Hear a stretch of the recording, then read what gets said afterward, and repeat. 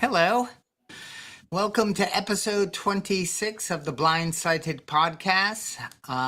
Today we're talking about boundaries, and maybe the first thought that comes is sports, because it does to me. Sports with boundaries makes for a good game, and life with boundaries also makes for a good game. And my name is Charlie Collins. I am a coach, a speaker, an author, and a podcaster. And that's about it for now. Good morning, everybody. My name is Brenda. I'm the founder of TimeForAttend.com. We are a coaching service.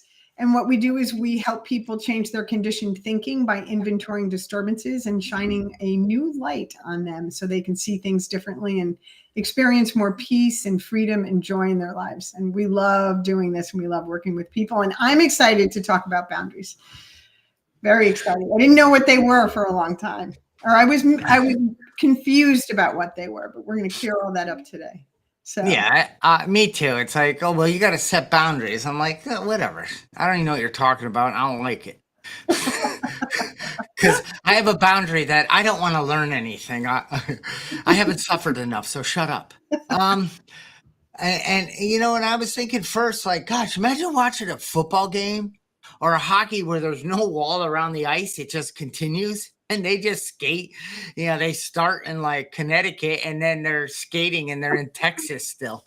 It would make no sense. There would be in that group, there would be dominant people that take advantage and walk all over those who want to play within a certain frame of mind and on a field, the game of life. And I was thinking, wow, that would be hilarious if you could just throw a pass in football and there's no boundary. You can just catch it like in the crowd and it's okay. It wouldn't make sense.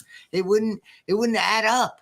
It wouldn't be as thrilling. And I think, and then when I learned, Brenda, that I need to set personal and work boundaries, I'm like, okay, well, what flag goes up in the air? So we'll talk like what do we notice within our day that maybe I need to take a look at some personal boundaries or work boundaries? Well, one is I say yes to everything.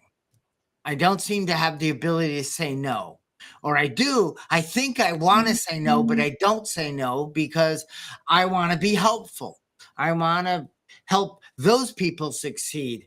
And I want to really make sure they like me and I do a good job. I want to help them be happy. I'm taking on the role of their power, of, doing for them. I'm not noticing that my needs are just as important as other people's needs. That I'm giving of myself, even though there's times it doesn't work for me. I don't feel good about it, but I pretend that it's okay. So if I'm a yes man, that was one of mine. And when we become that person, they do ask more of us, whether it's family, friends, and especially the work environment. They notice that we're the yes person and we kind of take on things because, God forbid, we said that other scarier word, no. But wow, what I learned from learning that the way I was doing it was creating friction, was creating resentment, I was tired. I didn't understand why I'm doing so much. I'm doing for others, but I'm exhausted. I'm burned out. I don't get why this isn't working. And then I started to learn about boundaries. Me too, Charlie. You started out by talking about sports. And what would it look like if there weren't any boundaries in sports? And, the first thing that popped into my head was people would get hurt. People would get hurt. And that's what happens when we don't set personal boundaries. Other people get hurt and we get hurt ourselves. We hurt ourselves by not setting boundaries. And I think the workplace is a really good place to start. And I suffer from some of the same, I want to say, squishy boundaries when it comes to, exercising self-care in the work environment, saying yes because the validation feels good. Oh, you did a good job. Oh, I'm always the one who solves all the problems. And so that validation of being special and feeling important and making the boss happy and all of that feel good stuff really can backfire because number one, I start to become dependent on that. And number two, I'm not able to set boundaries or say no because I'm so used to saying yes. And then exactly what you said happens, which is resentment starts to ensue for me. I'm like, they just keep giving me more and more and more and more to do that isn't even part of my job or the job that I was hired to do. And I created this environment by not setting boundaries that I'm now resentful at them for. And it's really, I'm the only one that can set the boundaries for myself. They're not going to set any boundaries for myself. I learned a long time ago, and this is human nature. This isn't a judgment on other people. People will take as much as you're willing to give. They just will. That's human nature. So if you're going to give, they're going to keep taking. And so the boundaries are really important to set if you want to experience peace of mind and freedom and peace and joy personally and in the workplace. Yeah. Well, if you cherish well-being and living a life of values and this peace of mind, well, you got to create a structure because it doesn't happen automatically. No. Like you said, and there's people that like to manipulate. And maybe they have their own thing. So this isn't that they intentionally, maybe some do, but some just know the weakest link in the chain is my go-to because they're part of the chain. They're holding it together and they don't say no. And I might say, I really want to get this done by the end of the day, but my dog's paw is hurting, and and that's a manipulation tactic where the person is sensitive in that area. Oh, it's okay, I'll take it on. I knew that was going to happen, but I need to, I think it's okay because they say yes, they do a good job, they don't complain usually. But then I find out they are complaining because I was, but not to the person, right? Not to the, I was off doing it to others. Like, this sucks. This guy's a jerk. They are. And really, just hold up a mirror. Who's the baby in this whole thing? Me. Because I'm not putting my foot down saying no. And here's why. No. I walked into the office of a gal that worked at my Vision Dynamics, my company, and she was a yes gal. And but finally she must have read a book.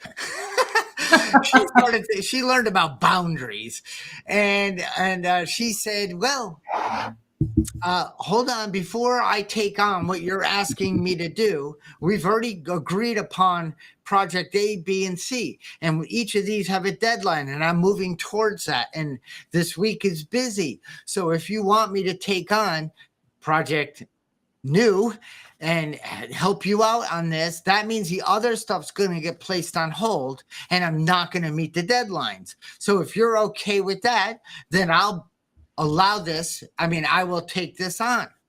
And she was explaining a way of me to understand that I'm breaking her boundaries. I am not respecting what we've already committed to. And I'm not knowing that. I'm not seeing that. She helped me see it. And I went, huh. And then I thought, do I like when people come and just blah on me when I'm in the middle of doing? No, I don't. But I get it. They are not able to solve or do or finish something, and they're stuck and they need me to help. But there is a better way. And through creating boundaries and talking things out and showing self-respect, things got a lot better. That's a really good example, Charlie. And, when it comes to work, there's a couple of things I think that kind of trigger the inability to set boundaries. One is financial insecurity, right? They're paying me, I should do whatever they ask me to do because they're paying me, or they're paying me well, and I'm dependent on that income, so I'm not going to do anything to rock the boat, right? That's one reason why in the past I wouldn't set boundaries when it came to work, because I had tremendous fear about losing my job. It's old conditioned thinking and trauma from when my dad fired me from my job when I was actually a freshman in college, right? And I carry that trauma. I carried it into many jobs, and I had a really hard time setting boundaries because I was carrying around that trauma, and through doing the work, got rid of it. And it's a lot better now. It creeps up now and then. But so financial insecurity is a reason why people won't set boundaries. Needing the validation is why people won't set boundaries. And just what you said, like, what are they going to think of me? What are they going to think of me if I'm not like the super achiever here? I don't know about you, but I was always a super achiever because of the validation that came with it, and I sacrificed a lot to be a super achiever. And then when I started practicing boundaries, Charlie, when I actually started saying no, or I can't do that right now, or just saying no, and I wasn't the super achiever, guess what? The world kept spinning. I didn't lose my job, right? People stopped coming to me with every little thing.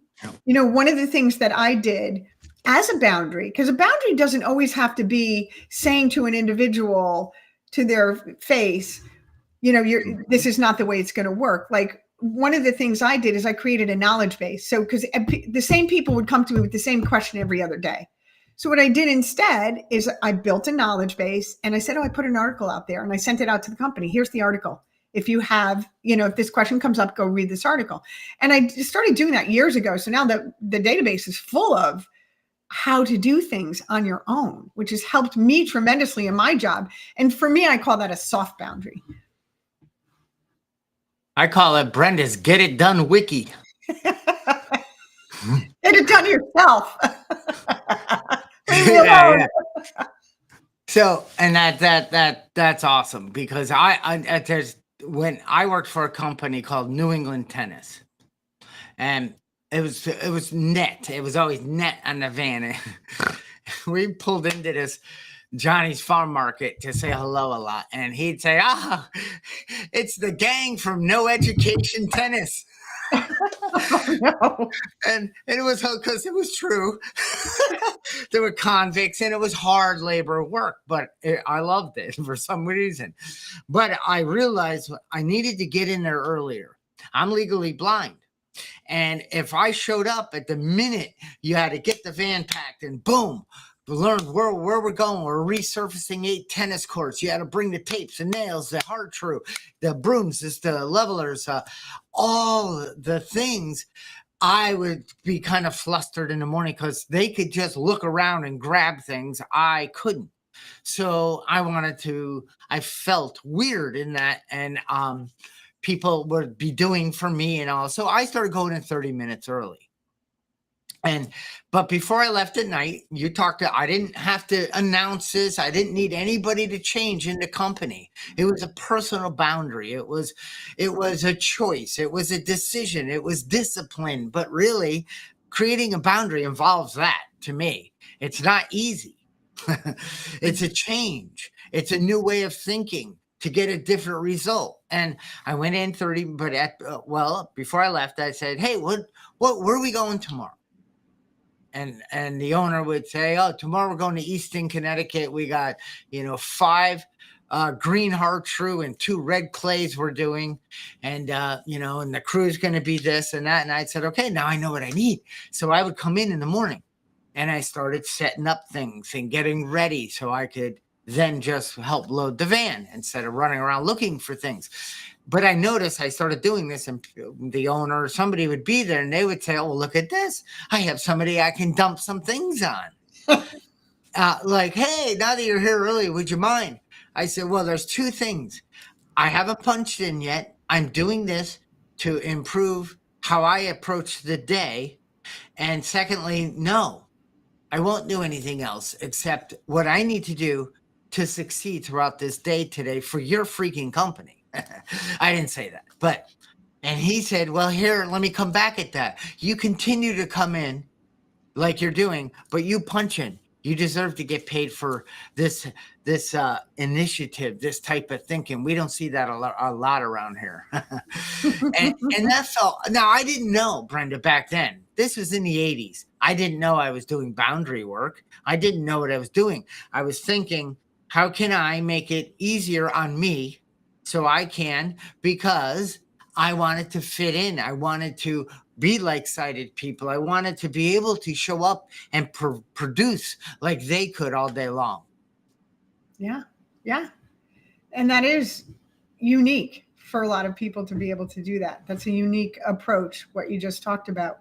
The other thing about setting work boundaries, Charlie, is people don't like change. People don't like change. And one of the things I've discovered, because we want to talk about different boundaries today. We don't want to spend the whole podcast on work. So I want to wrap my work experience up with this.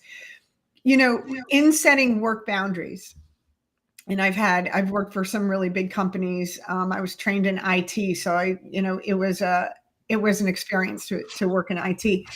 And in setting work boundaries, if I would set a boundary and my employer would continue to violate the boundary, in other words, say, I'm going to not change their behavior after setting the boundary, because I get this question a lot in coaching too. Well, what if I set a boundary and they don't respect it?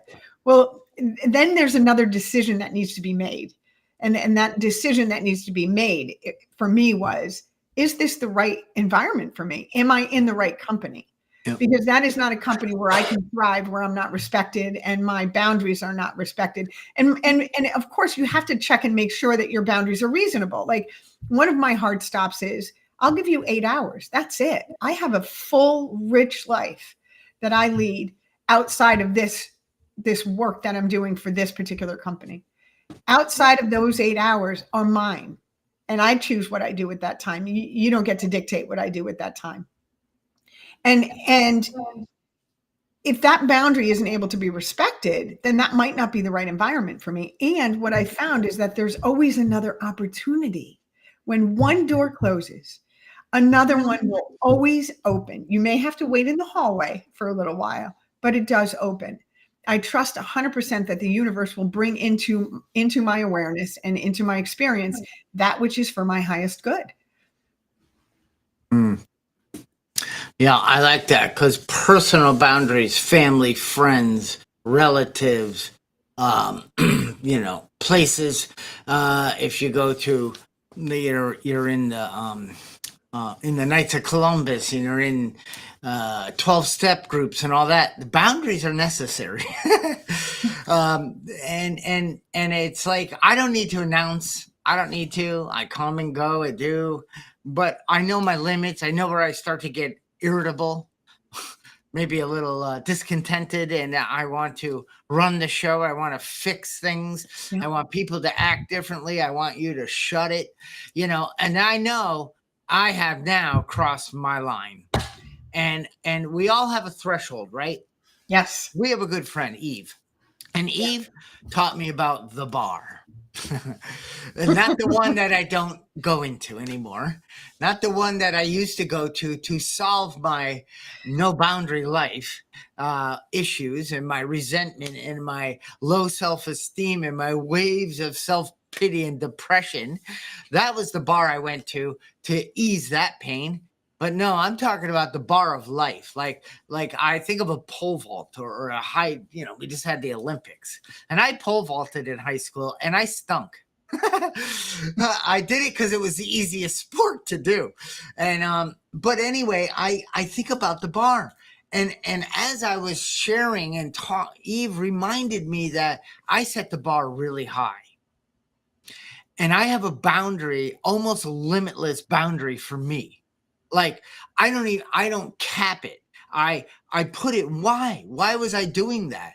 And it's because I think all the years I thought I had to compete with sighted people. I thought I had to be something or be more something or make more, because I need you to know I'm not a loser. Now, I don't think I'm a loser anymore, but you said it earlier. It's programmed. It was a conditioned way that I did things. So when I went at things, I set the bar really high. Yeah. It had to be perfectly adjusted, cleaned. It had to work a certain way, whatever the project or the thing I was doing. And a lot of that worth, like if I didn't hit that mark, then I felt those waves of self-pity and depression come back into my life. Yeah. And I thought, like, what is triggering this? Well, did you ever consider lowering the bar?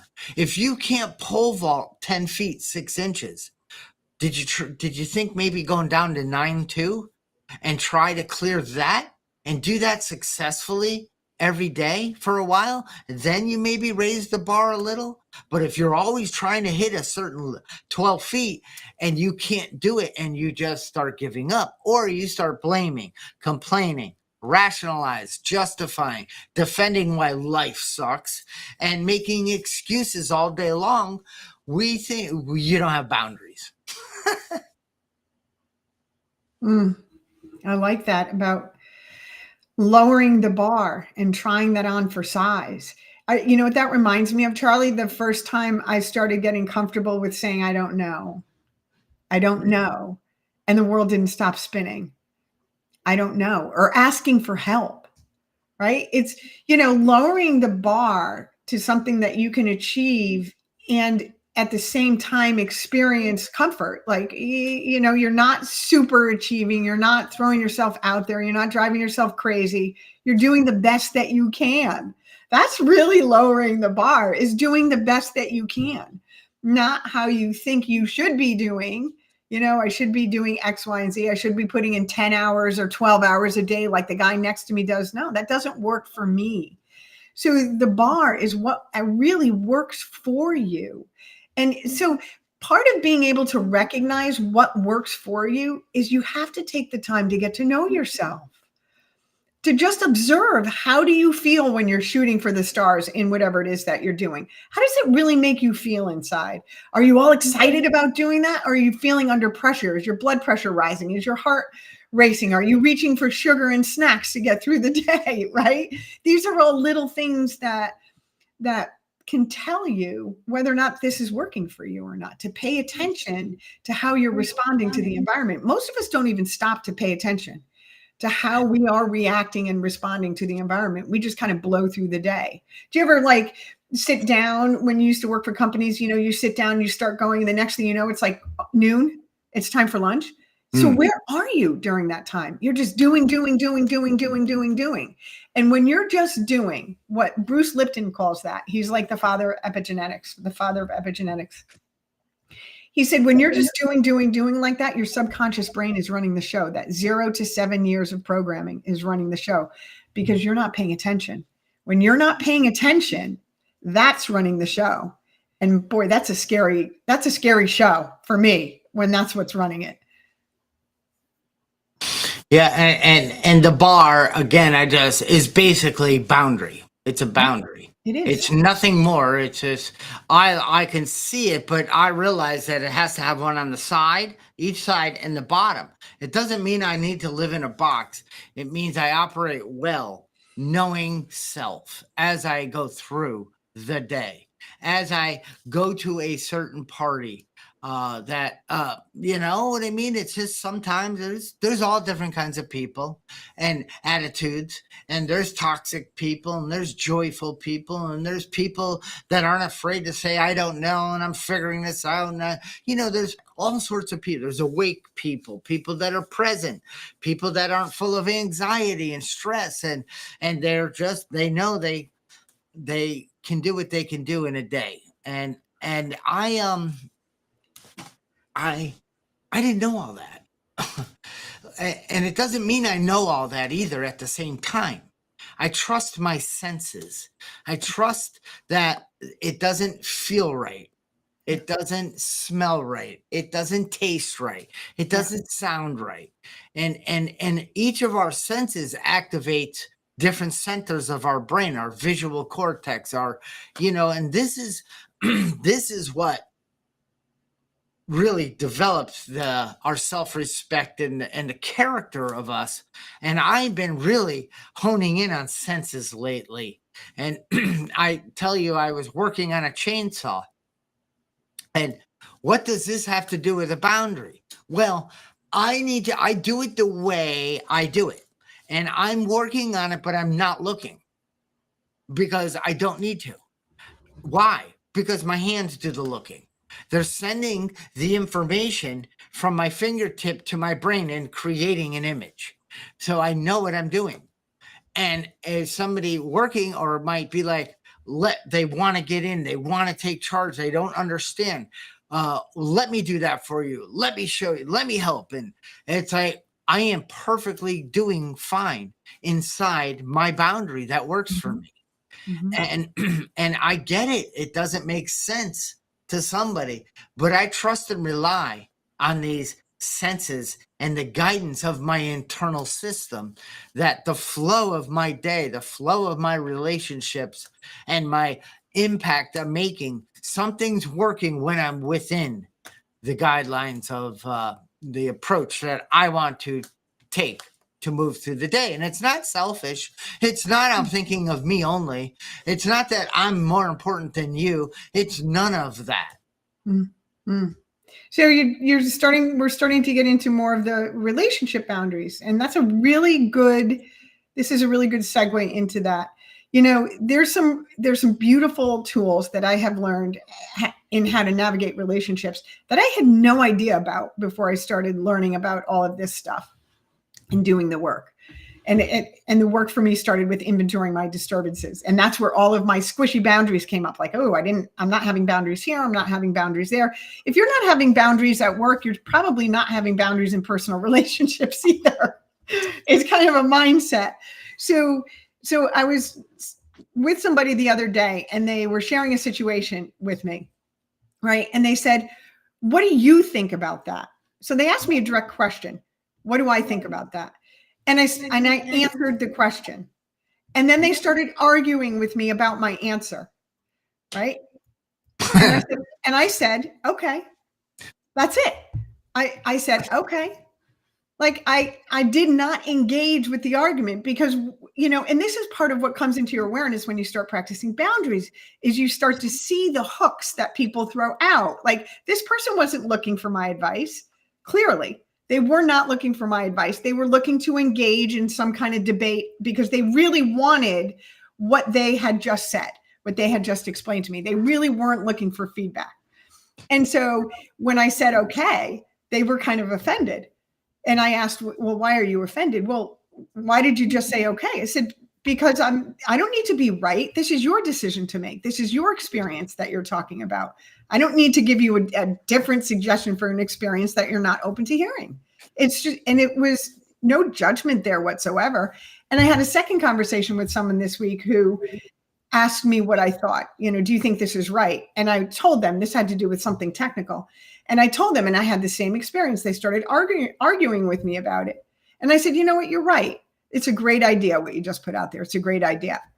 And that was the end of the conversation. So I don't engage anymore in conversations with people that they really authentically don't want to have. And you pretty much, and your senses, like you were talking about, let you know that. Because when a person is resistant to hearing feedback on something that they've asked you for, that tells you they're really not interested in the feedback, or they're not ready for it, or their motive for asking you for feedback was maybe something different. So I don't need to be right anymore. If I have an opinion that they don't like, I'm fine with that. I can agree to disagree and just let it go. And the other thing I found in dealing with people, because you and I coach people, that we do that a lot. It's full-time jobs for us. So we coach people. And so we have to have this dynamic of being able to navigate all kinds of personalities. And one of the things that really work is to actively listen and to reflect back, to mirror back to them what they've just said to you by saying things like, you know, I hear that you just said, and you repeat what they just said. So when you do that with somebody, it deactivates that fear center. So a lot of people, when they're sharing something with you, might be in an activated state, right? Because that's why they're sharing it. They need someone to talk to about it. And when you reflect back to them what they've just said to you, it takes them out of that fear-based state because they feel heard. Oh, they understand. They heard what I said. They're listening, right? And it brings their brain waves down to a more malleable place, if you will. And then the conversation goes on. So active listening, mirroring back what they've said, validating what they're saying, especially if you're in an argument with somebody. One of the best things you can do is validate them, even if you disagree. You don't have to agree with someone to validate how they're feeling. I hear that. That must be so hard. What a difficult experience. I feel your pain. You don't have to agree with it, but at least the other person feels like you understand them. And that opens up a whole new world for them to be able to connect with you, because you can disagree and still understand how and why they're feeling that way. So saying like, oh, that sucks for you probably isn't a good thing. No. That's not going to get you anywhere, Charlie.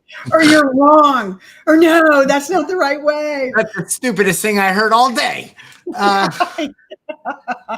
And I hear you. And you talked about activation. We have a threshold. We have a vital sixth sense, right?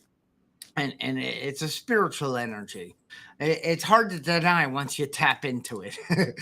and so when we're in there and harmony is operating in between senses, there's some harmony going on. And you talked about, it's so easy to be that person, oh, I hear. So what you're saying is your left sneaker has been too small and there's a pebble in it, but you can't, you won't take the action to remove it. You know what I mean?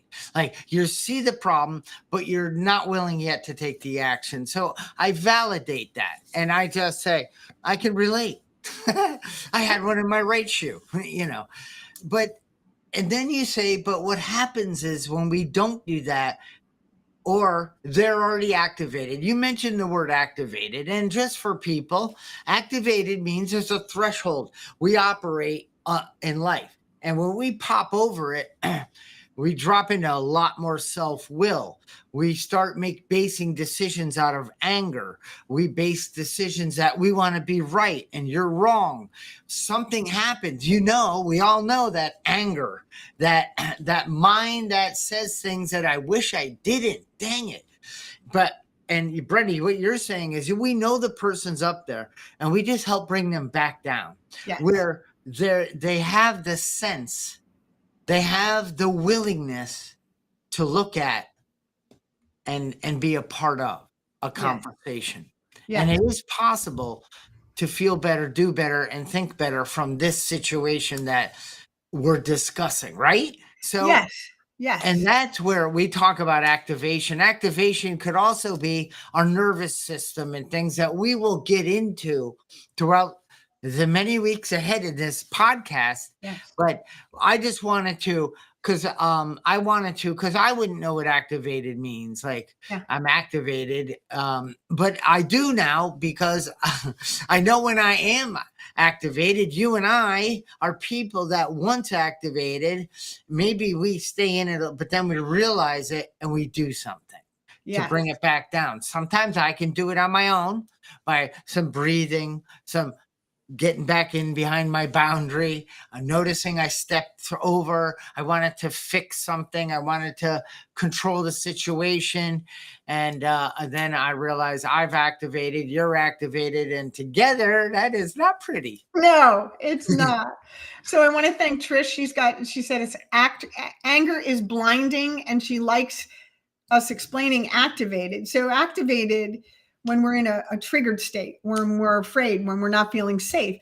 And the reason why we're talking about this is because you are not going to be successful in setting a boundary with anybody when you're activated. You're also not going to be successful at respecting boundaries when you're activated. You can't set a boundary with someone who's activated. You can't maintain boundaries when you're activated. Yep. So the other thing, especially in working with couples, right? When even in personal relationships that I've had, when I'm in an argument, or in the past when I've gotten triggered in an argument, nothing good happens in that state. So what we've learned really works is to keep the responses in the I state. Like instead of saying you did that and it hurt my feelings, I don't feel loved when you behave that way. I don't feel loved when I experience rejection. I don't feel loved when you don't show up for our date on time. So you keep it in the I, because the minute you say the word you, the person's going to get activated, like justify, attack, defend, and explain. When somebody is justifying, attacking, defending, or explaining, they're in their little child. They're in their inner child. They're not in their adult. Okay. They're trying to protect themselves. They're trying to stay safe. They're trying to, they're hurting in that moment. They're frightened in that moment. They're activated in that moment. And they can't hear those things. But if you keep it in the I, which is to not activate them, and you don't start pointing fingers, I don't feel, it changes the conversation. So you have the active listening, you have the reflecting back of what the other person is saying, you keep it in the I statements instead of pointing the finger. And there's probably a good opportunity that both of you will remain deactivated. And it's in that state that you can set healthy boundaries. And when you're setting a boundary, it's important to explain why. Yeah. So if I say, I don't feel loved when this happens, well, why don't you feel loved when this happens? And if you explain, well, this is what my childhood was like, and this is what it feels like for me when that happens, I'm really working on it. Do you know what I mean? It's completely different conversations can happen in that way.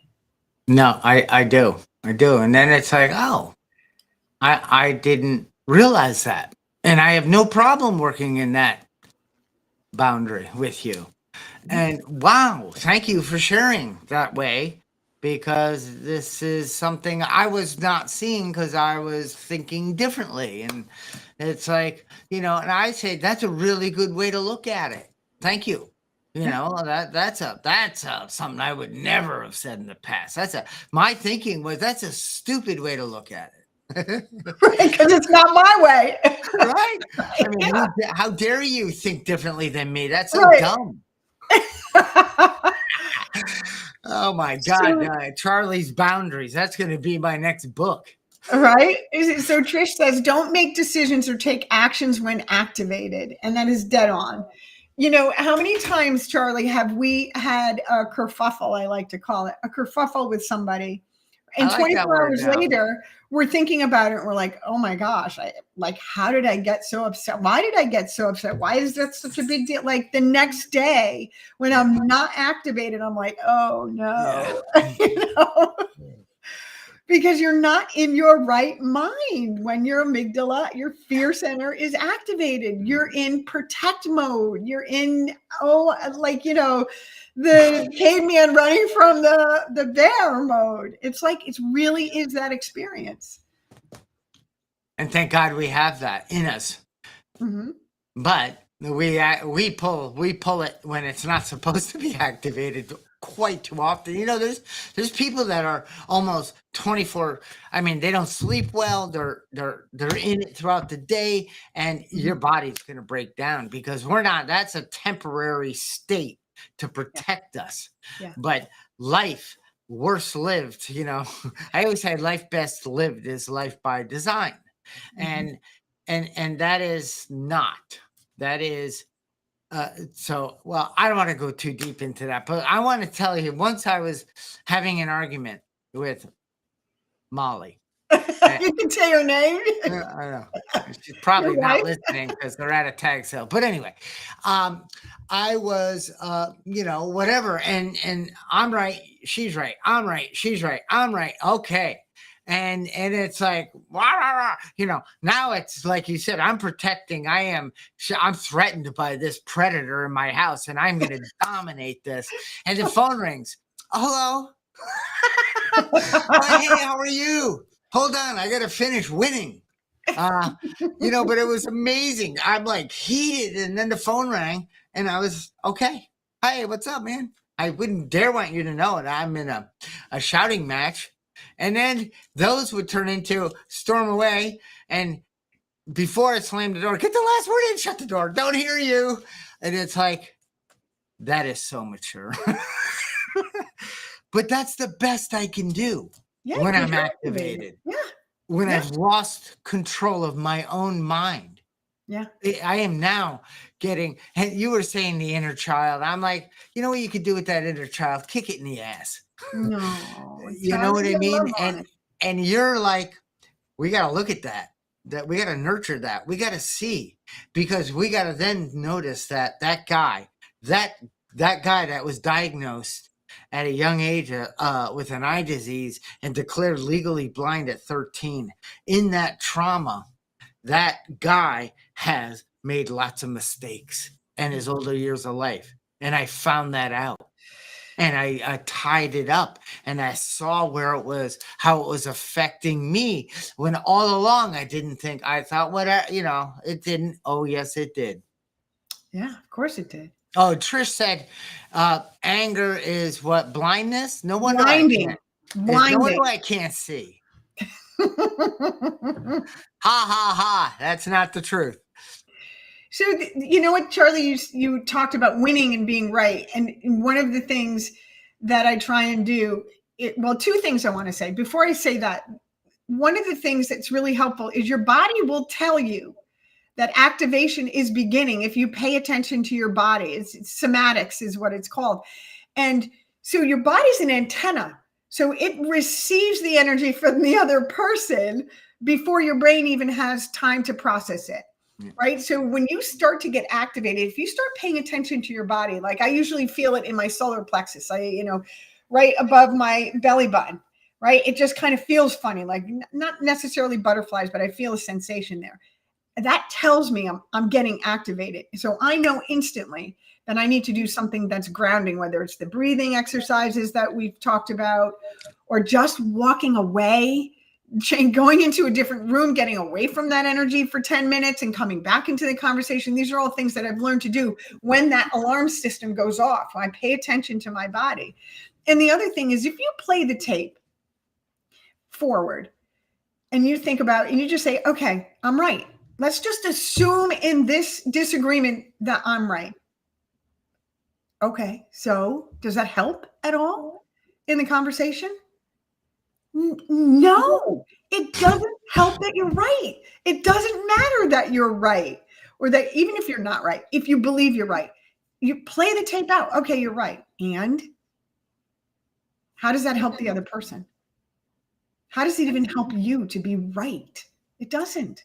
It doesn't matter who's right. That's why you're arguing, because you can't agree on who's. It doesn't matter. So assume you're right. Now, how can you be of service? How can you lower your bar a little bit and help the other person raise their bar a little bit so you guys can meet in the middle? That's really the game we're playing here. And in the middle is where the boundaries can be set. By expressing, this is how I feel when I experience whatever it is that you're arguing about, or whatever it is that got you activated. This is what I experience. So it's not even you. This is my stuff I'm experiencing, and it happens when this kind of event happens between us. It's a different conversation than you did that to me, and now it's your fault I'm feeling this way. First of all, no one can make you feel anything. No one can make you feel anything. They can expose what you already feel about yourself. And that's to say they can trigger old trauma, which is, 9 times out of 10, when I'm having a disagreement with somebody, whether it's because I haven't set a boundary or they're not respecting a boundary, I'm being triggered. I'm responsible for my triggers, not the other person. Because none of it's ever personal. They're thinking about, who are they thinking about 98% of the time, Charlie? Themselves. Yeah, I was going to say, not me. Yeah, they're not thinking about you, no. And it's human nature to think about yourself first. Survival, it's an instinct. It's an instinct to think about yourself first. So I guess it's I'm rubber and you're glue. What you say bounces off me and sticks to you. Yes. That's exactly how old we are when we get into these kerfuffles. Well, I mean, it's such. I mean, you want a goal. You want something and aim a little higher in life, something to strive for. Just know that absolutely nobody can make you feel. Nobody can make you anxious. Nobody can make you angry. Nobody can make you happy. Now, doesn't mean Doesn't mean having a life partner and you just joy and you experience pleasure and things are great. But it does mean that it's not anyone else's responsibility to make me feel good. And it's never been anybody's, no one has ever been responsible for making me feel angry. Right. But like you said, what it did is activated something unresolved in me. So it's not happening to me, it's happening for me. Oh, I'm getting irritated with this conversation, and I'm going to, teach. I'm going to control this. I'm going to teach that you people are just nonsense. You're talking, you don't even know what you're talking about. You're just blabbing, and I need to fix this. But what in me, why am I starting to get triggered? What is happening? And Brenda, I feel it in my face. I start to feel like somebody's behind me pulling on my skin. And I know, and do I have the power to take a breath, walk away, walk into a bathroom and take some breaths and recalibrate and come back out into that event and that environment and be okay? Yes. Do I do it always? No. Am I gotten better at it? Yes, because it never works out well when I want to be right or control or end on my note. Right. And so now we're talking about boundaries with self. Yeah. We're talking about how to calibrate yourself and have discipline with your own feelings and your responsibility for your own feelings in any given situation, and have some boundaries with that. Because really, it all begins and ends with you. You may not have gotten the ball rolling. Sometimes you get the ball rolling. But even at times when somebody does something that truly is offensive, you always have a choice whether to attach meaning to what somebody else has done or not. We attach meaning to it. And when we attach meaning to someone else's behavior, that's when the suffering starts. I'll never forget, and I've told this story before, but it's worth repeating. I had a really abusive childhood, and I was working with my coach on getting rid of some of those resentments. And one of the things she said to me was, because my father was very violent, she said, if you took yourself out of the room and put anybody else in there, would your father have behaved any differently? And I'd never thought about that before, because I'd always personalized it. He's doing this to me. He doesn't love me. I'm not lovable. There must be something wrong with me. And when I thought about that question, I said, no, like he beat us all. He didn't just beat me. He beat us all. And she said, then it wasn't personal. It wasn't personal. And it blew my mind to think about that event in that way, to think about it differently. Yeah. And keep saying that, and that I don't mean you, I mean us, and those who are watching, listening, who are here live, who are watching this as this becomes a ranked video on the YouTube platforms and all the different areas we post this. It's, if I took me out of that and it was something else, could that situation, that person have acted, could that event have happened the way it did? Yes. Yeah. So did it have to do with me? No, you were just there. Now, later in life, that's different, but we're talking about where some of this, the root of this struggle could come from, when we get activated because of others' words. Now, right. we don't want to put ourselves in that position to be hurt. So we don't want to put ourselves around people that are a bit toxic or, self-willing, a little angry at times, who are kind of, full of self, really narcissistic. I got to get my way all the time. Our manipulators, because we don't want to have to practice our spiritual principles all the time. But Brenda, you said something like,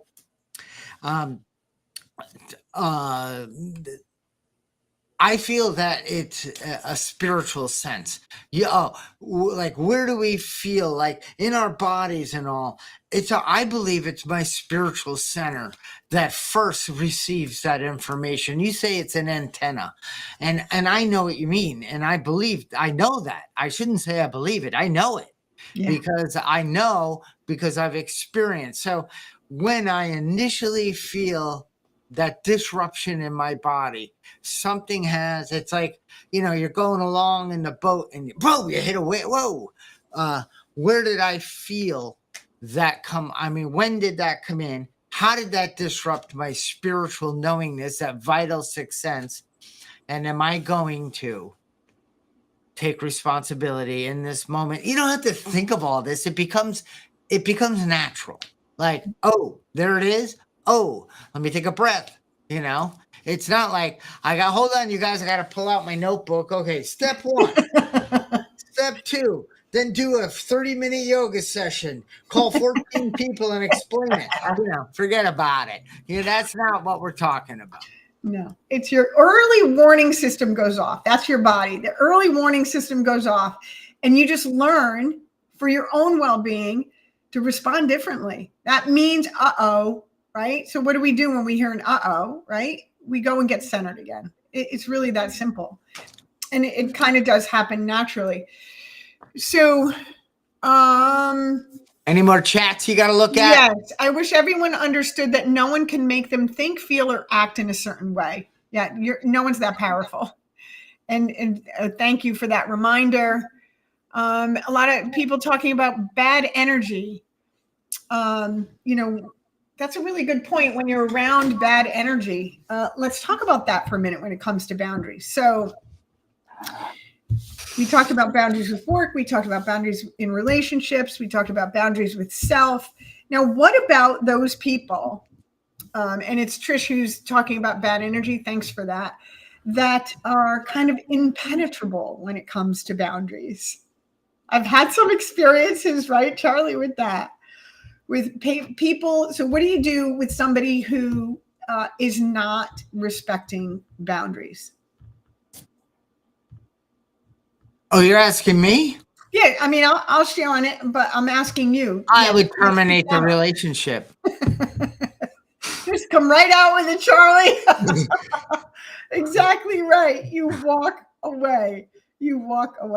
And it's not, one of the things I learned, and this was a hard pill to swallow, is that person isn't necessarily, it's a podcast and we can't do any kind of foul language here, but they're not saying, screw you, I'm not respecting your boundaries. I have found that's what I used to think. Oh, that person's just a loser. They're not, they don't care about me, or, I would personalize it, right? What I've come to understand is they're not capable. They are incapable. It's almost like a person's been writing with their right hand all their life, and I'm giving them a pen and saying, you have to write with your left hand now. They're not capable.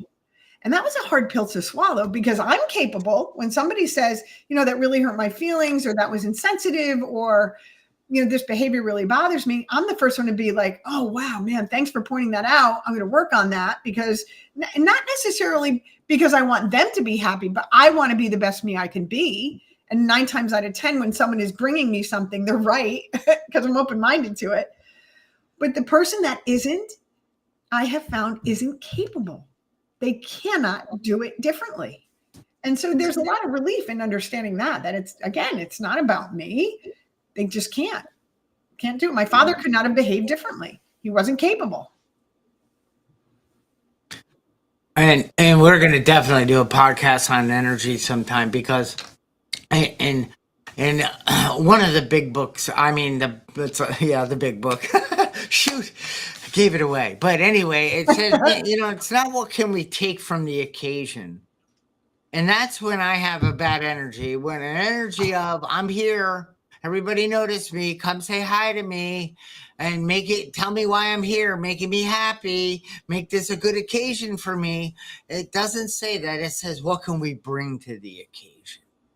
And I definitely have puked my bad energy out around in environments, around people, grumpy, and darn it, that stuff I regret. It's like, I don't want to be that guy. I want to be inspirational and, happy, joyous, and free. And I get it. That's not a permanent state. It takes work. But Yeah, well, I definitely want to talk because energy in motion is the game of life, really. I mean, that's all it is. Everything is energy, and we're a part of that everything. And when we align with that, and we have the energy to get up and live life, uh, gosh, I'm still blown away at what it was like, what happened, and what it's like now. Me And too, because I Charlie. only know my now 6 months ago, my now is better than it was back then.